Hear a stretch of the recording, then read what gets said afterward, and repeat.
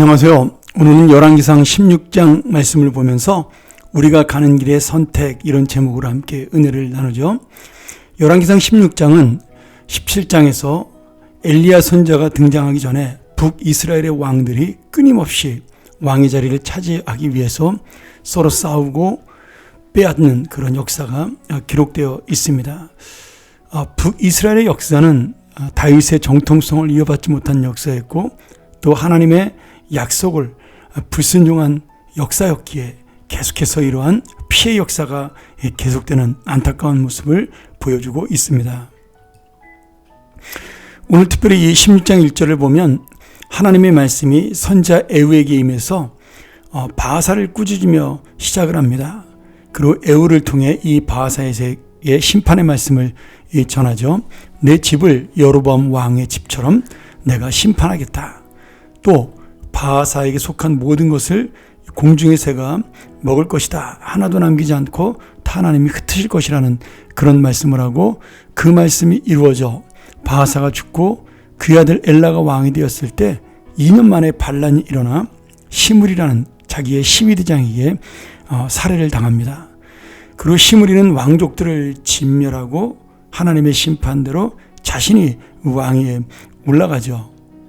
그런데 우리가 10절에 보면 이 시므리가 왕이 된 것이 남유다의 아사왕 27년이라 이렇게 말씀을 합니다. 이 말씀은 무슨 의미일까요? 믿음으로 살았던 아사왕은 남유다에서 지금 27년째 왕으로 하나님의 복을 받고 살고 있다. 이 모습을 은연중에 보여주고 있는 거죠.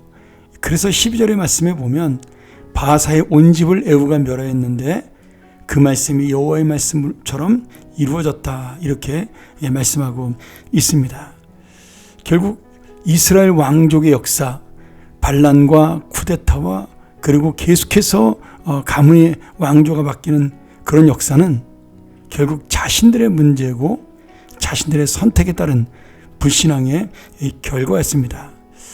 이 시므리도 자신의 주군을 죽이고 왕이 됐지만 결국 7일 천하로 끊임없이 낙마합니다. 당시의 군대 지휘관이었던 오므리가 이 시므리를 죽이고 다시 자기가 왕이 되는 그러한 피해 역사는 계속되게 되죠. 이 말씀은 우리에게 주시는 하나님의 귀한 교훈이기도 합니다. 지금 계속해서 왕이 바뀌고 가문이 바뀌면서 사람이 바뀌면서 왕의 자리를 차지하지만 결국 그들은 다 누구의 길을 따랐느냐? 북이스라엘의 초대 왕이었던 악한 여로보암 왕의 길을 따랐다. 이런 말씀으로 우리에게 이들의 열매가 바로 심판이라는 사실을 보여주고 있습니다. 오므리는 왕이 된 후에 그 권력을 장악하기 위해서 디분이라는 다른 장군과의 전쟁을 통해 4년간을 전쟁을 하고 왕이 됩니다. 그리고 오므리는 국력은 강해지고 나라는 강성해졌지만 다른 왕들과 똑같이 여로보암의 길을 행하게 되죠. 그리고 마침내 우리가 잘 아는 이스라엘의 가장 악한 왕이었던 아합, 그의 아들 아합이 이스라엘의 왕이 됩니다. 그래서 33절 하반절에 보면 그는 그 이전에 이스라엘의 모든 왕보다 심히 이스라엘 하나님 여호와를 노하시게 하였더라.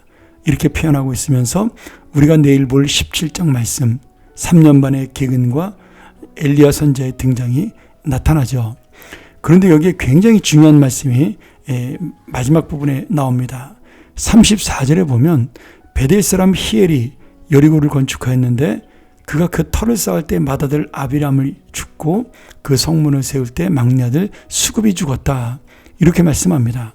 그리고 이 말씀을 여호수아서 6장 26절에 나타난 여호수아를 통해서 하신 말씀처럼 하나님이 이루신 그런 놀라운 역사라는 사실을 설명하고 있습니다. 수백 년 전 여호수아를 통해 예언된 말씀이 이 히엘이라는 어리석은 사람에 의해서 다시 여리고성을 재건하고 세우려는 그 사람을 통해서 이루어진 모습을 보면서 하나님의 살아계심은 영원하다는 것을, 하나님의 약속은 반드시 이루어진다는 사실을 우리에게 보여주고 있는 겁니다. 그런데 모든 북이스라엘의 왕들이 이런 하나님의 살아계심을 인정하지 못하고 자기의 욕망대로 그저 살아갔다라는 것이죠. 오늘 여러분, 여로보암의 길이 있고 다윗의 길이 있습니다. 그런데 그 길은 자신이 선택하는 길이죠. 오늘 여러분, 나는 어떤 길을 선택하며 가는 인생일까요?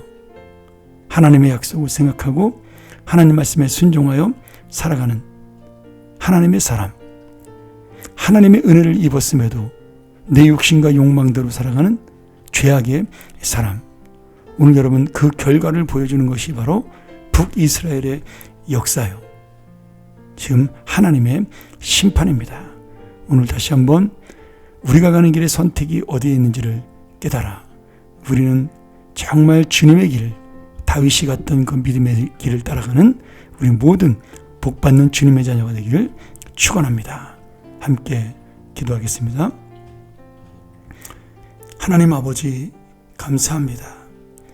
오늘 우리가 이 말씀을 통하여 다시 한번 주님의 은혜를 만나고 주님의 그 길을 생각하여 주님의 길을 따라가는 하나님의 사람, 복된 인생이 되게 하여 주옵소서. 이 역사의 교훈을 통하여 내가 다시 한번 배울 것은 오직 주님의 길을 걸어가는 자만이 하나님의 약속대로 사는 자임을 깨닫게 하시고 그 복을 받는 자임을 다시 한번 내 마음속에 담게 하여 주옵소서. 예수님의 이름으로 기도합니다.